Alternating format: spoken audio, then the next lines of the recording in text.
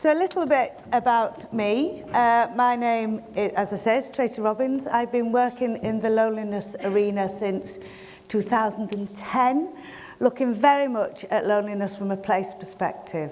So looking at anybody of any age and the complexities of human beings living in a place.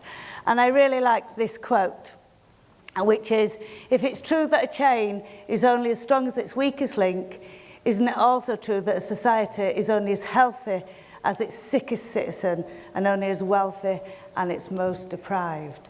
And I think we have to think about that. So often in life, we think about how we can get best bang for buck, the biggest reach with the most minimal of impact.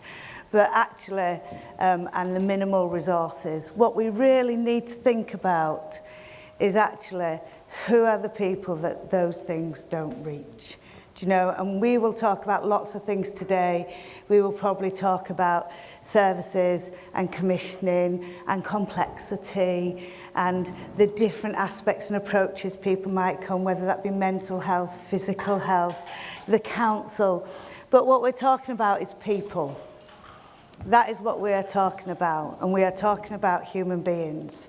So today when I was walking, rushing to get to the venue, I fell over, full flat on my face, chin hit the concrete, grazed my knees, didn't ladder my tights though, so I recommend Marks & Spencer's tights to anybody. As the three people continued to walk past me, I picked myself up. And the fall shook me, and it makes you feel vulnerable, but actually falling and having nobody there to come and say, are you okay, really made me think about what today's about. This is my mum on the right, and this is my Auntie Jo. That was my dog Benson, but he died. So's my mum. Sorry, I was more sad about my dog dying than my mum dying. How rude is that? My mum's also died. But the reason I put this up is because both my mum and my Auntie Jo have led very complex, hard lives. They were raised by an army major who sexually abused them as children, and that's how they got their pocket money, was by performing sexual acts for their dad. My mum got put in a mental institution at 13 for trying to disclose that fact, and then got taken out by an aunt. They both have led very poor lives. My mum had a gambling addiction and was a chain smoker, and in the end died from lung cancer, a very painful death. She had quite a phobia of hospital, so wouldn't go into hospital, and we all had to care for her at the end, which was a very long, drawn out and quite a traumatic process. And she'd had mental health problems all her life, so being mothered by an unmothered mother with mental health problems ricocheted and had impact on her children, so me and my sisters. Nobody recognised that my mother had anything besides cancer. And when she got cancer, she was actually quite pleased because she got some more money because it was classed as a disability. And that was the highlight of her life. And I just think that was incredibly sad. Auntie Jo lives in Hastings. Auntie Jo has lost her sister. This year, Auntie Lo, in the last 12 months, Auntie Jo has lost Clive, her son. She's lost her best friend. She has just lost her daughter in June.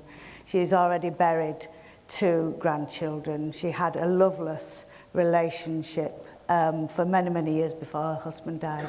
She is now on her own in Hastings. She goes to bed at 7 o'clock at night to conserve electricity and heating.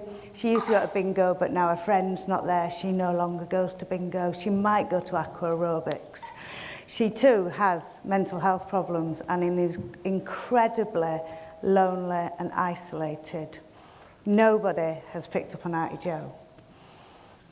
Now you might all say, well, what are you doing about it, Tracey? But I have a daughter up in Scotland who tried to commit suicide earlier this year and has 3 grandkids. So in my spare time, I'm going up to Scotland to care for her because she still hasn't received any mental health support. So I can't go down to see Auntie Jo. So I just wanted to raise that, not so you all think poor Tracey and poor her mum, but just so you all remember this is people who lead complex lives. And we often, and I've noticed and talked to Michelle, which is probably why she asked me to do this, about how people have started to silo loneliness as they've siloed everything else. We cannot silo these issues when we are talking about human beings and individuals. We have to think about the complexities of those people's lives, their histories, their place and their struggles that may have got them to where they are. So I hate the term hard to reach. I actually get really balled off with complexity because I think in a way it gives us permission not to try hard. So I think what we need and what I'd like to see today is some dogged determination about what it is that we're going to be looking at, trying to get the most vulnerable in our society. So that's enough about me. I am, as you know, from my Yorkshire accent, a visitor to Middlesbrough. It'd be nice to know how many other visitors to Middlesbrough there are. Oh, quite a few. I did see some people from Leeds. Where's Leeds? Yay, hello Leeds. So we welcome you here, and what we've got is a very posh video to show you the highlights of Middlesbrough. So I'd just like to play that now.